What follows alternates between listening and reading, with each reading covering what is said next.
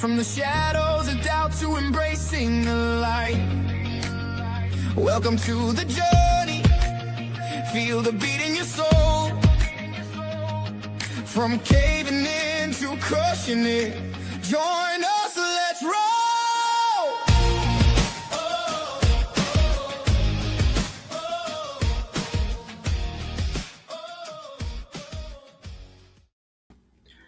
Welcome, everybody. It's great to see you. I'm Drew Deraney, host of From Caving In to Crushing It. Thank you so much for coming on and taking a listen and taking a watch. Today, I'm so excited to have our guest, Tyler Martin. Tyler's backstage, and I'm going to read his bio to you so you'll know what great stuff you're in for, and then we'll call him in. So Tyler Martin is a seasoned law enforcement professional, keynote speaker, author, and media entrepreneur with more than 15 years of distinguished service in the field of law enforcement. His career began with the Hillsborough County Sheriff's Office and the Maine State Police, and later included service with the United States Secret Service. Throughout his career, Tyler has served in a wide range of operational and leadership roles and has collaborated with law enforcement agencies around the world. Drawing on his extensive professional experience, Tyler is deeply committed to humanizing the badge and bringing greater understanding to the profession of law enforcement. Through storytelling, education, and public speaking, he highlights the lived experiences of the men and women who serve, as well as the families and communities impacted by the profession. His work emphasizes authenticity, resilience, accountability, and the human side of service. Tyler Martin is the founder and owner of Street Tales Network, a media platform dedicated to preserving and sharing real stories from law enforcement professionals across the globe. He is the host of Street Tales podcast and the 56 In podcast, where he engages in thoughtful conversations with current and former law enforcement officers, military members, and subject matter experts. Tyler is also the author of Street Tales Volume 1, a compelling collection of firsthand accounts from the front lines of policing. As a keynote speaker, Tyler delivers impactful presentations to conferences, agencies, and organizations nationwide. His speaking engagements focus on leadership, wellness, identity beyond the badge, organizational culture, and the power of storytelling to create connection and understanding. Tyler's message resonates with audiences seeking authenticity, professional growth, and meaningful dialogue. Please welcome our guest, Tyler Martin. How are you, sir? That was a lot. That's all right. You know what? Better to let the audience know exactly what they're getting into, because this is going to be exciting, my friend. I'm so glad to have you in. I've been looking forward to it since we spoke, I think about a month or two ago. I can't remember when we were setting this up. I've been excited ever since. So I'm happy we made it happen. I am too, my friend. And I always thank the person who introduced me to my guests. So Liz Barkowski, thank you again for introducing me to Tyler Martin. If you didn't make the introduction, we wouldn't be here today. So thank you again. Love her to death. Oh, isn't she wonderful? So, before we hit record, I always like catching up with my guests, and we got a lot of good things in store for you, audience. So please stay tuned and stay on for the whole thing. I always start, in the beginning to tell the audience the way I feel that, when we're young and we're being mentored and raised by our family and friends, we're taught that life is linear, that it's a straight line, and it's not a malicious thinking. These people want the best for us. And for the most part, in the beginning, if we did one A plus B plus C, D did happen. Life was kind of linear in the beginning of our lives. And then something happens. An external circumstance comes in between one of those letters and kind of derails that straight path in our life to a more circuitous one. And when that happens, that means adversity showed up. And when adversity shows up, we either see it or we don't. And if we do see it, we have a decision. Do we run away from it or do we face it? And because of that, I believe there's three types of people in the world. There's man and woman number one, who's got a ton of blind spots. They don't even see the adversity, and they're living life based on what they feel other people want them to live. So they're not living their own life. They make no changes, and that's it. And then there's man and woman number two. They see the adversity, yet they see it as a barrier. It's life doing it to them. They can't change anything. It is what it is, and they don't change anything. And man, on their deathbed, they got a ton of regrets. I don't bring man number one or man number two or woman number one or two onto the show. I bring woman or man number three, in this case today, man number three. Man number three sees the adversity and says, that's no barrier. That's an opportunity. That's life doing it for me. I'm going to take this opportunity, take massive action head on, face this adversity, become a stronger man on the other side. And when that happens, we notice that defining moment in life. And Tyler, if you could reach back as far as you need for that defining moment, whether it was the tap on the shoulder, the whisper in the ear, or like what I needed, a 2x4 upside my head, that kind of transformed you, from man number one or two or both to the man you are now, and how that transformation impacted you personally and professionally. You care to share with the audience? Absolutely. I'll try to kind of highlight it, but the earliest memory I have of where I kind of realized that I need to overcome obstacles instead of just being affected by them was probably right around freshman year of high school, and it was sports, football to be exact. Not to dig too deep into it. I mean, I'll talk about it as much as you want, but I had a relatively rough childhood. Child of divorce, divorced parents. Grew up like in the trailer park. Kids made fun of my clothes because they were all thrift store clothes. So I always felt less than. And I'm not necessarily putting this on my parents. They were doing their best. They were doing their own thing. But just as a child, I always felt kind of like an outsider, less than. I didn't necessarily feel like I had good friends. I was usually the butt of the joke. And then high school, I got into football, and for me, it was like anger and rage. And my coach, John Sprague, love that man, Riverview down in Sarasota. He saw something in me. It's one of those stories. Like, I didn't see it in myself. I was just kind of running around with a not so great crowd, not a lot of ambition, and started playing football. And he was like, you can do something with this. He goes, he actually, man of his word, he goes, if you stick with this for 4 years, I promise you will go to college. And I took the man at his word. He was the first one that kind of made me feel like there was something more to my life.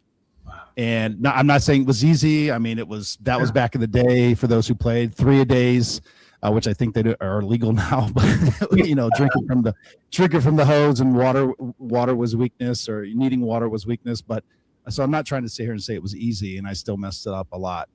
But that was the first moment I kind of was like, oh, there's something more to me just kind of surviving. And I was, to your point, and it's not like I hit that moment and I've never looked back and didn't have those moments that you described about where you miss the blind spots or you feel like you're a victim. I have felt victimized several times, but that was the first moment I kind of felt like I had a little control. And even though it was going to be hard, I could do something with it. And I did. I did end up going to college, and I played football in college, Tennessee State. Yeah, you went to Tennessee State. Wow. Sure love that story. And if you don't mind me diving a little deeper into Please. Divorce as a child, how old are you when mom and dad divorced? I was 2. 2. My goodness. You talk about formative years.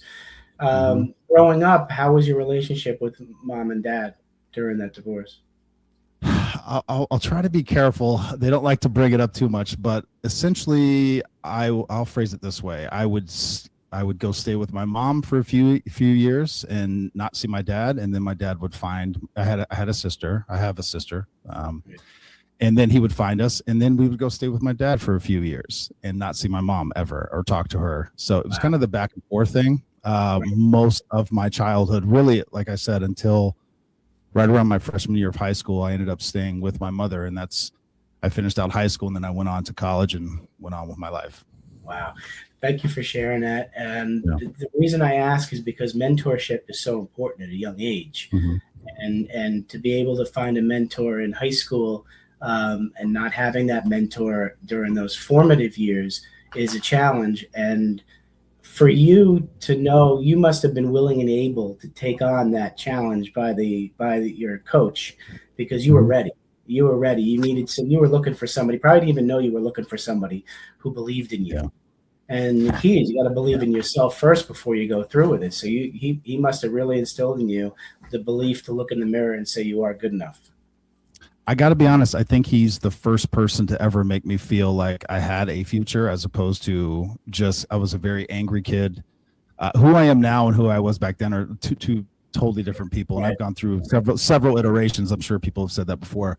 But it was the first time I'd ever given any thought past tomorrow or next week. Like I was very much a live in the moment type of teenage kid. Many of us were Yeah. back then too. It just depends on what moment we were living in. Yeah. Did you ever get a chance to tell him how meaningful he was to you? I did. I actually did. And it was 10 years after I graduated. So I was 28 years old. Okay. And it's when it's a lot to kind of go back and forth into, but I went to college. I played college in football in Nashville, Tennessee State, graduated, kind of was trying to figure out my career. I was a financial advisor. I kind of had all these odd jobs, and then I got into law enforcement. So I came back to Florida, and I was like, I wonder if he's still there. And when I went down to the school has also changed. When I went there, it was a bunch of modular trailers kind of a thing. Now it's like a college campus, 4 stories high. I mean, my graduating class was 1,000 kids, but a very large school. And he was still there. And I said, he was like, Tyler, I never thought I'd see you again. I'm glad to see you. And we talked for a little bit, and I was able to tell him that what an impact he had. And yeah, you'd have to know him, but he was like, well, what'd you expect? I told you. Like he was like, yeah, I know. A lot of modesty there. Great to have more of his type of people in high school. Wouldn't that be great? So after jumping around different professions and going into law enforcement, what made you go into law enforcement? So I'll back up just a little bit.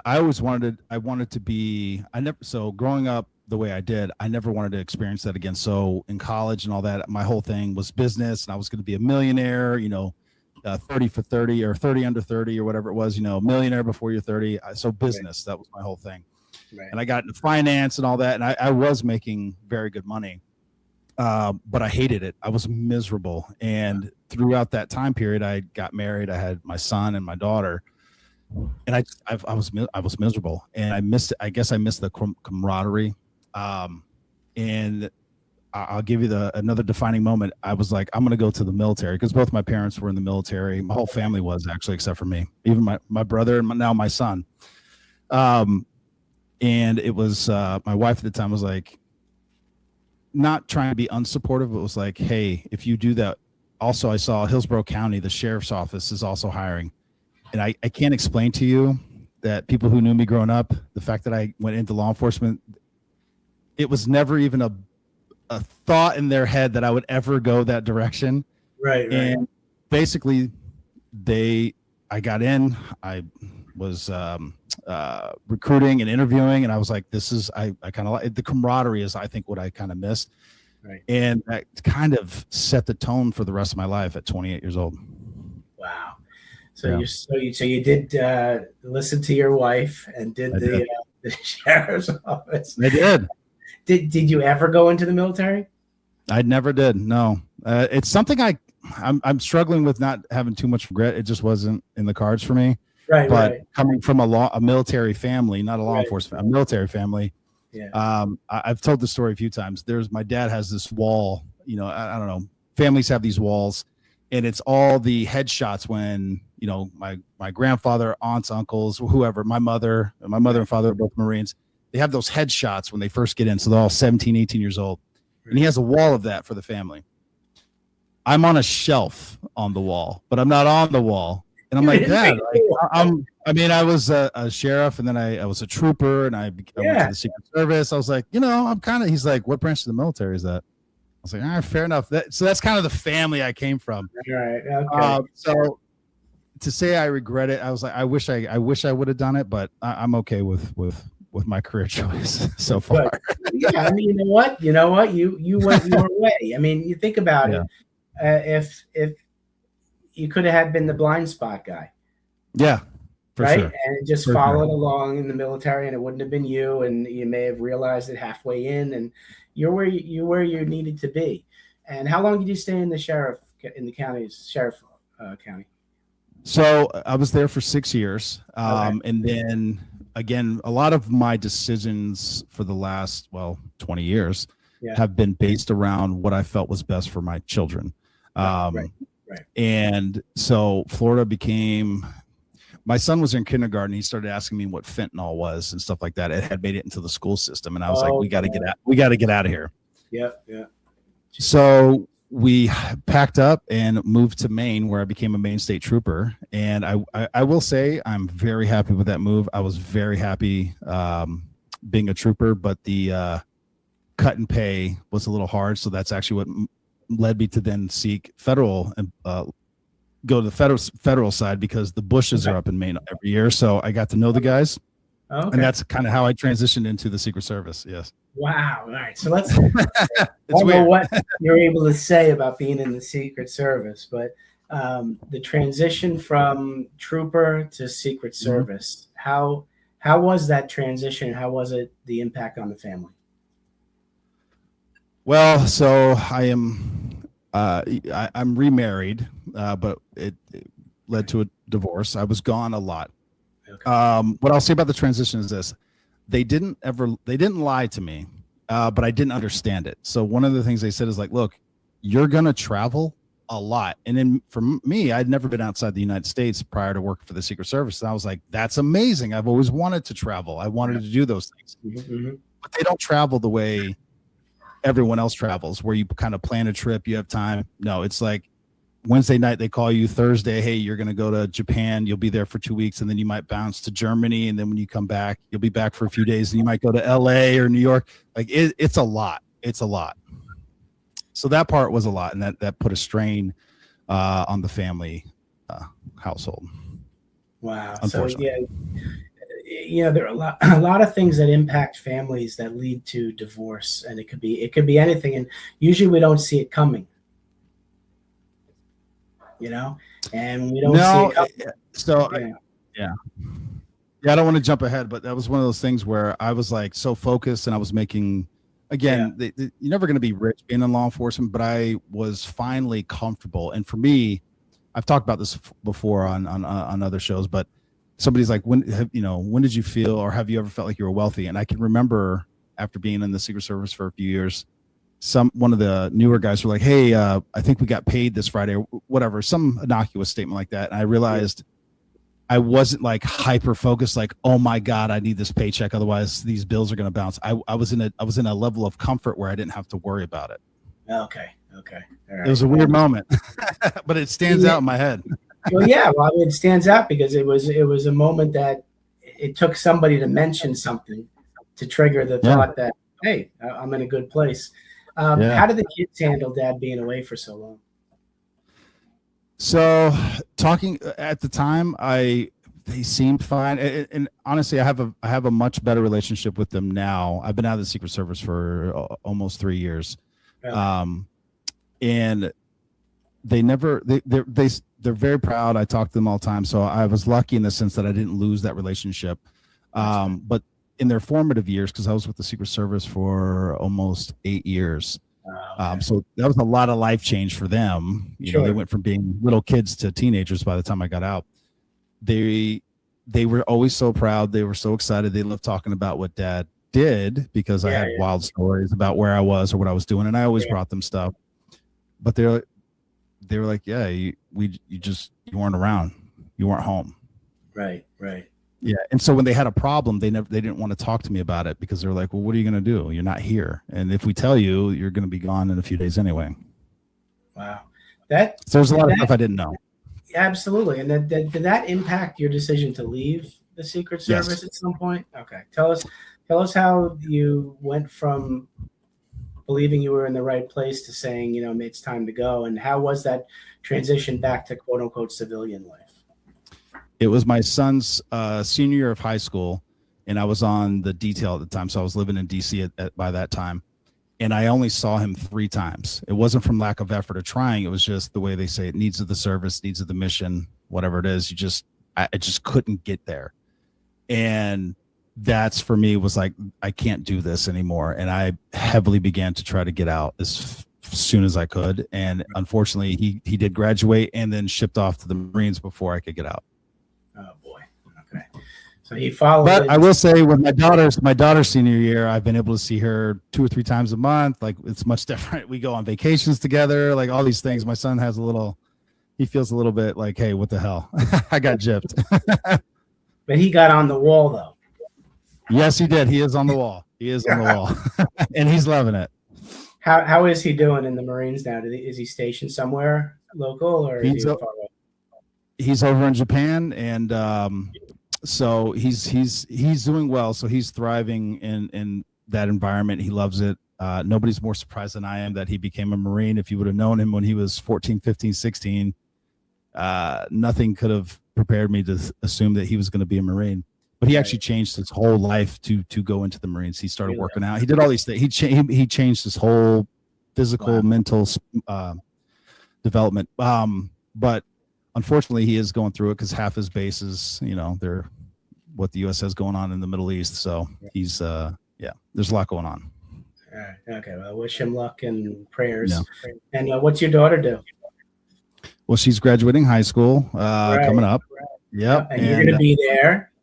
Yes, I am. Absolutely. And she's going to college, and like life just seems brighter. I don't know how to explain it. I love it. So, okay. So this is good. This is good. So you transitioned out of the United States the Secret Service, and now you're living really the life you want to live. And yes, you start now. Tell me what did you decide to do? Because you could have gone back to financial advisor or planning. You could have gone back to a lot of different things. You could have gone back to law enforcement. What did you decide to do, and how did you make that decision?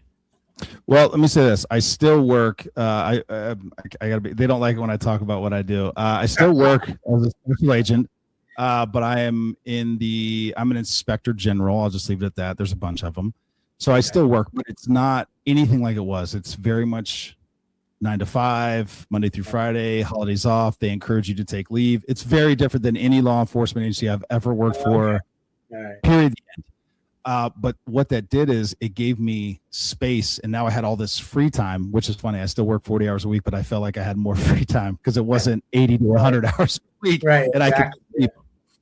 And I have always talked to anybody who would listen, including my children, who are some of my biggest supporters.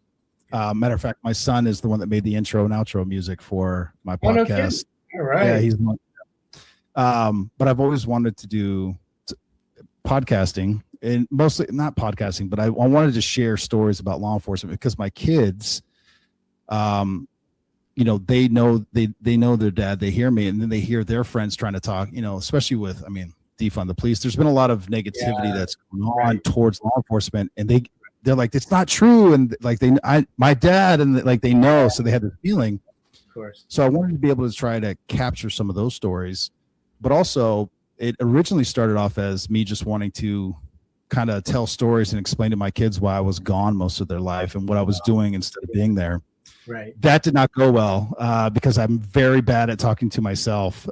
So that's when I brought on some co-hosts to help me. And then we started this interviewing, and it's kind of grown from there. And then the other part is I've always wanted to write a book. And so anyway, I just had all this time and space to do it. So it's like, I was like, I'm going to go for it. And I'm not saying it's easy, but I'm just like, I'm here. I have this time. I'm going to go do it.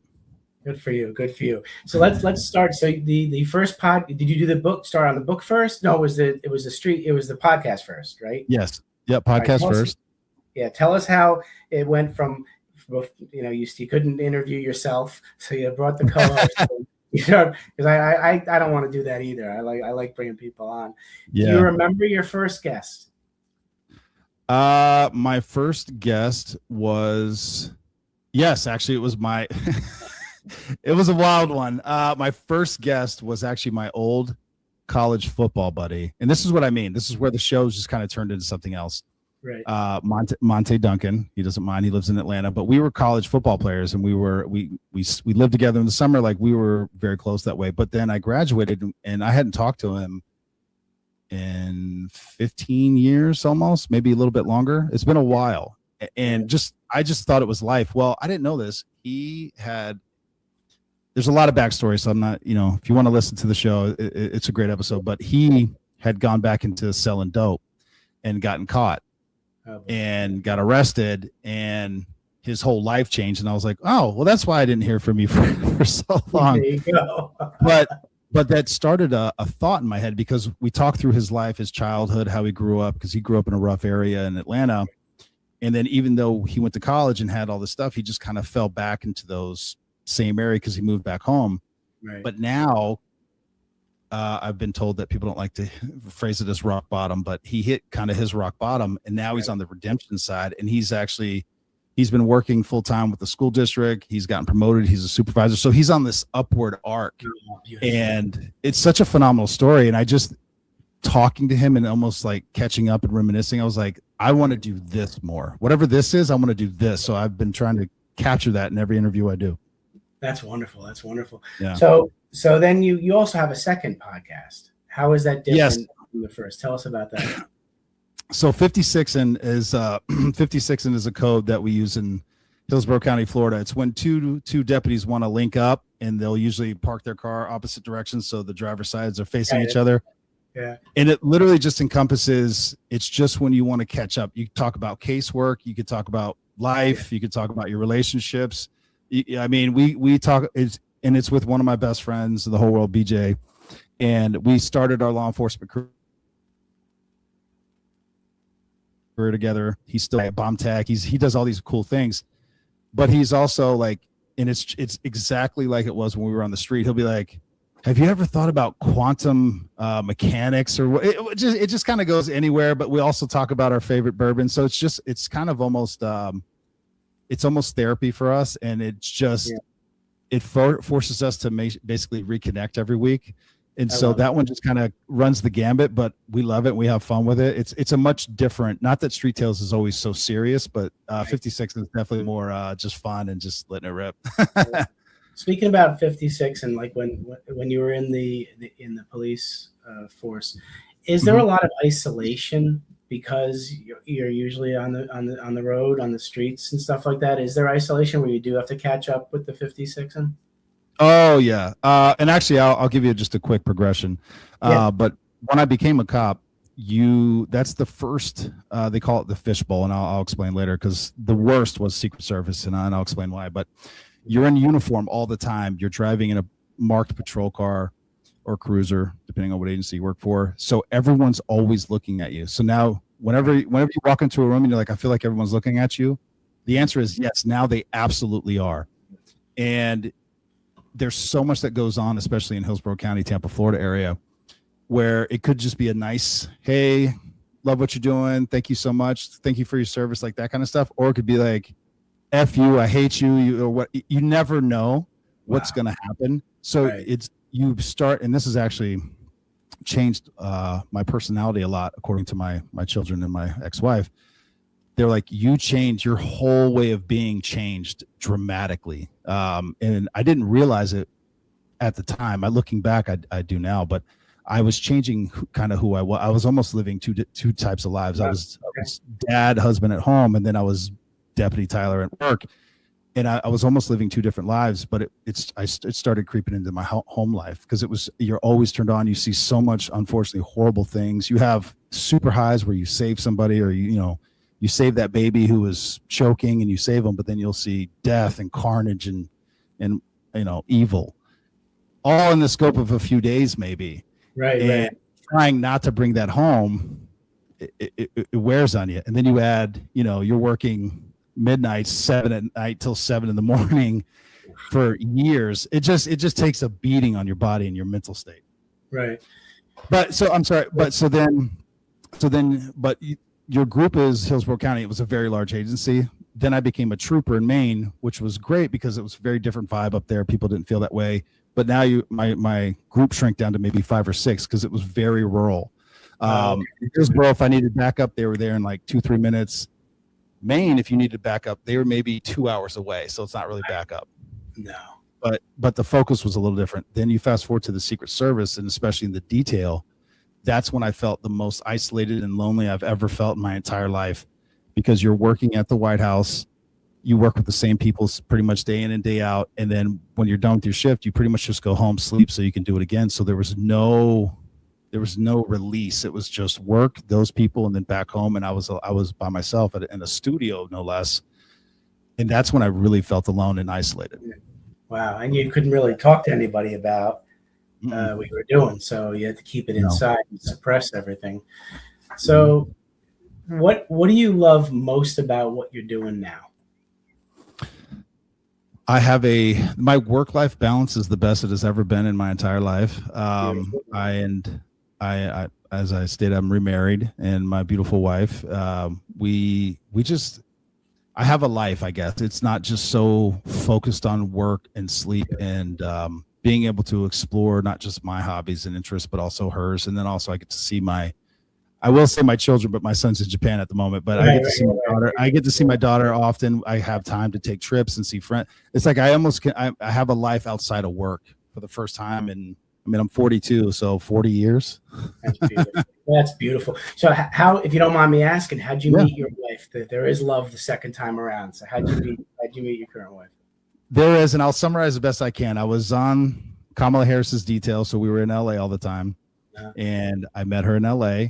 And she's in residency now, but I met her when she was finishing up dental school. Okay. And just kind of by happenstance, right? We met, and it was like, okay. And she's like, I'm going to go be a surgeon. I'm going to do all these things.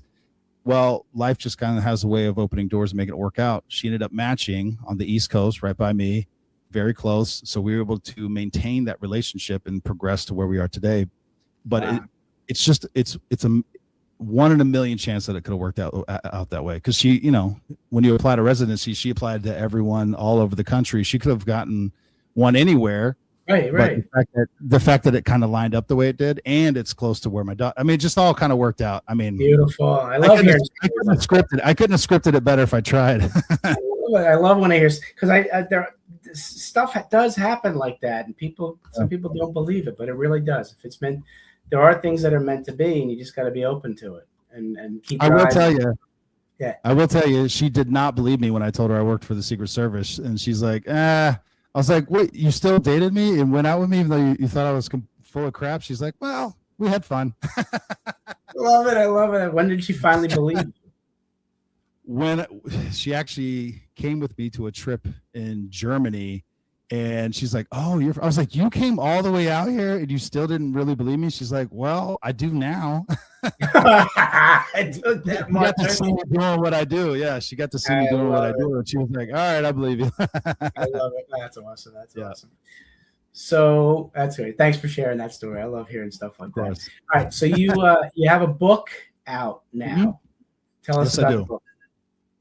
So Street Tales Volume 1 is based off the podcast. And again, it follows that redemption arc is what I call it. And working with Lil Barkowski, she's phenomenal. So happy I found her.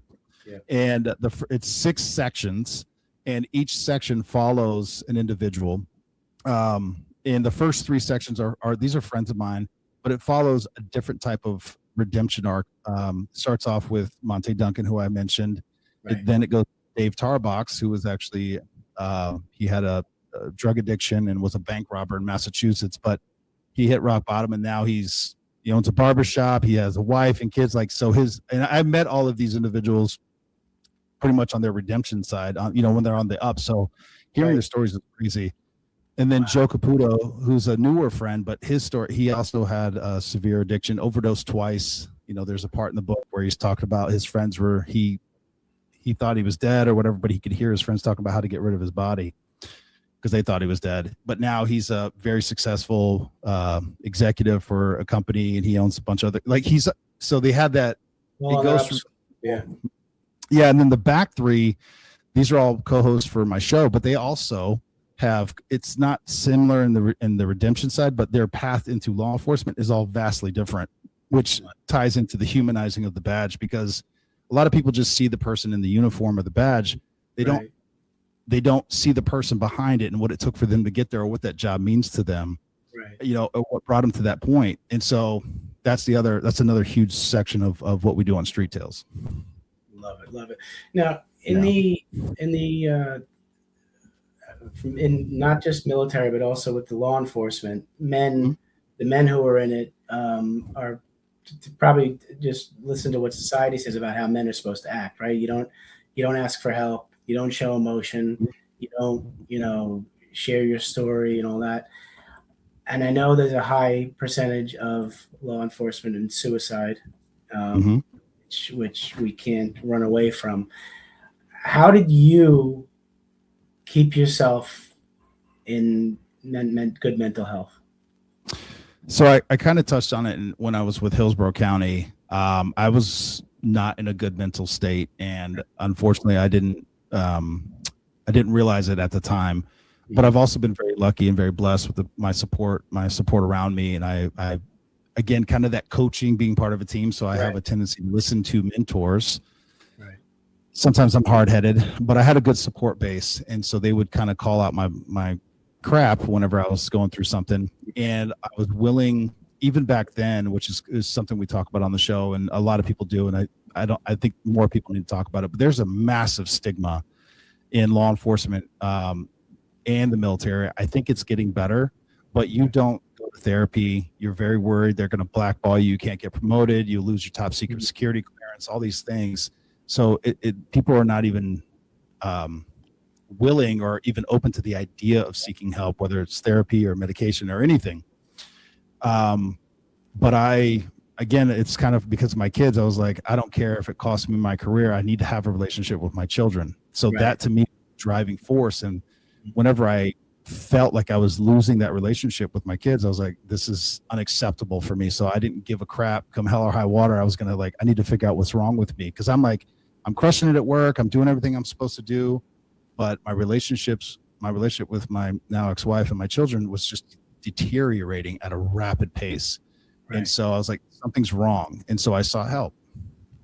So I'm grateful you sought help. Good for you. Now, usually when we're in our head thinking of how bad it can be if I go for help, hearing all the stories that you get,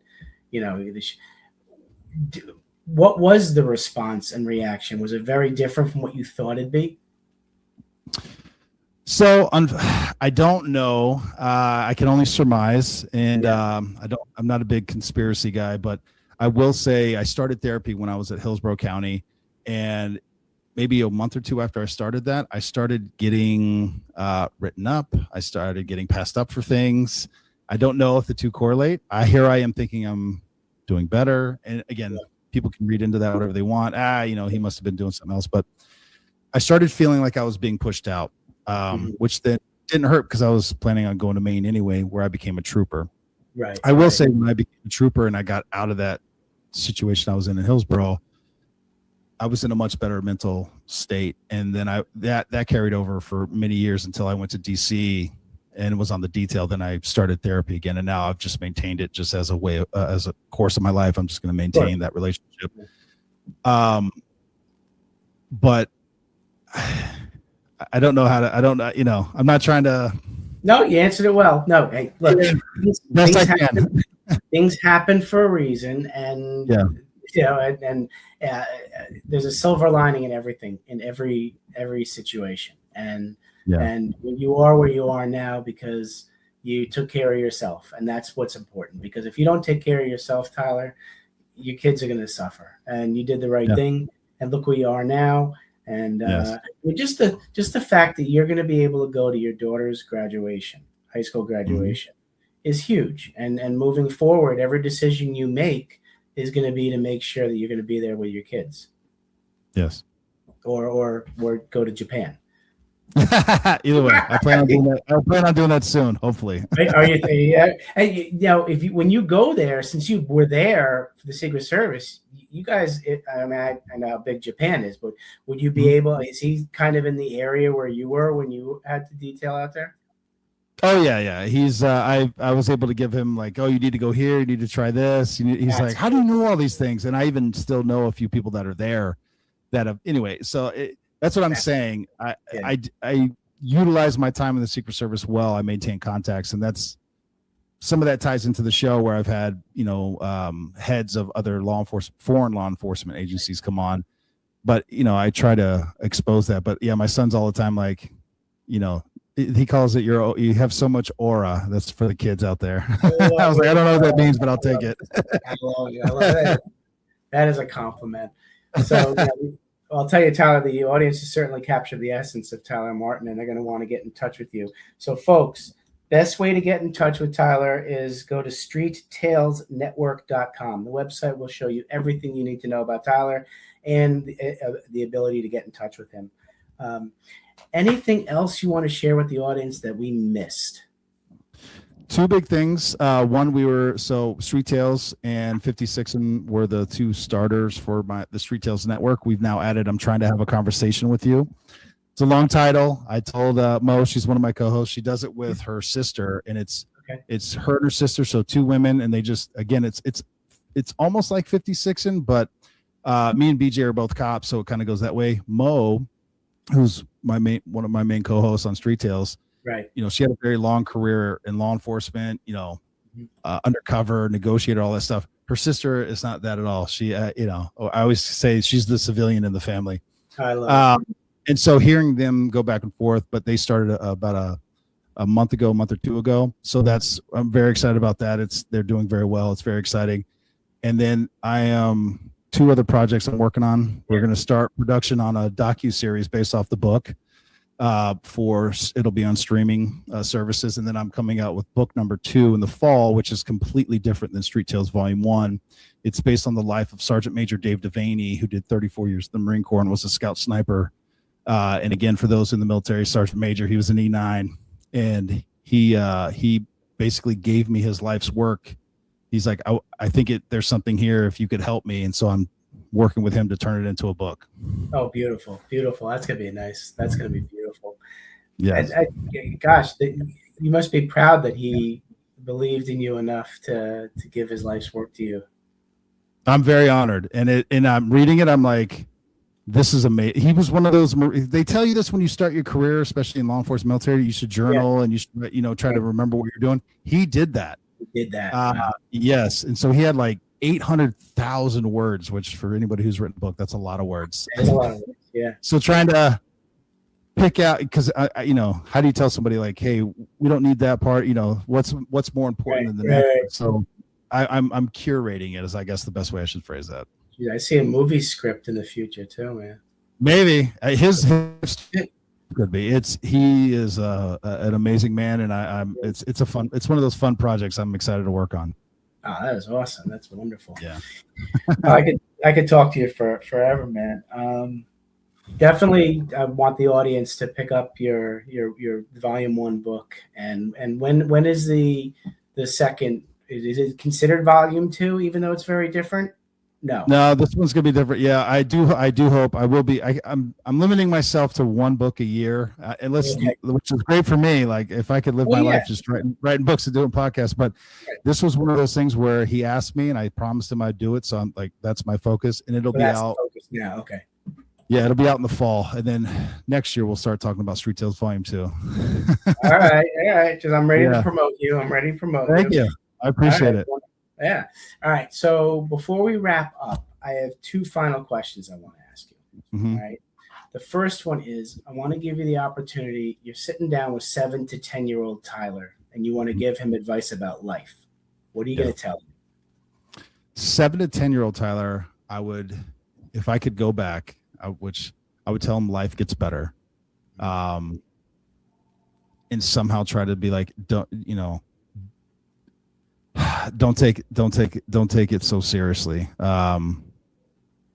Meaning I just remember the struggles and the relationships I had in I was one of those kids that was bullied as a kid and all that stuff, but it used to really devastate me.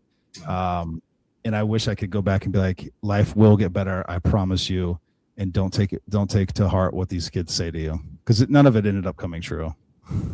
See, and now I'm much bigger than most of them. There we go.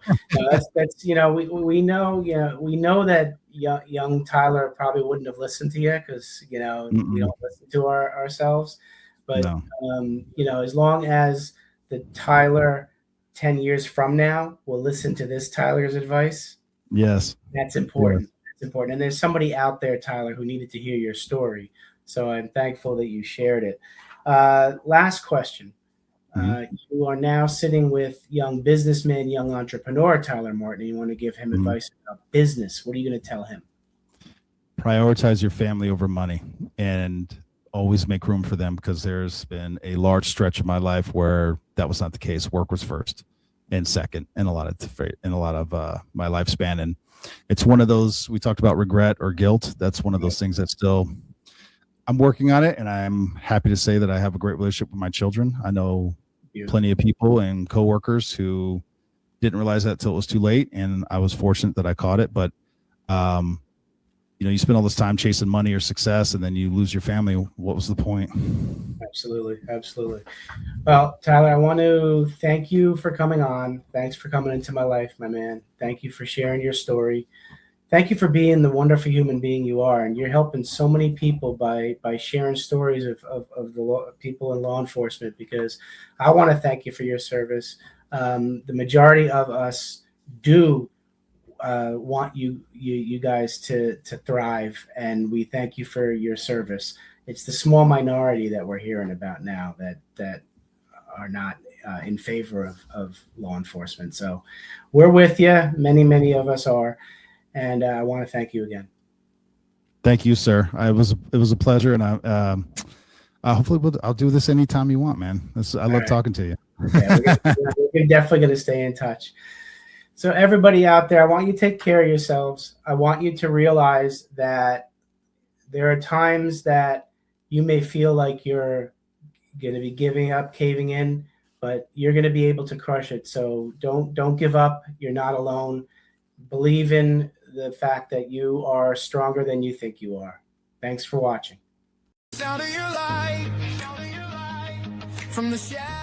Thanks so much for listening. If you enjoyed the episode, please subscribe and give us a review to help others find it. I'd like you to answer this question. Are you living the life you want to live, or are you living the life others want you to live? I'd like you to think about that for a second, because I strongly suggest you live the life you want to live. If you want to learn more about what I stand for and my services and how I'm able to help many men get out of their own way, please go to my website at www.profitcompassion.com. Feel free to also email me at drew@profitcompassion.com. I'd love to have a conversation with you. Take care of yourself and choose to write your own story instead of letting others write it for you.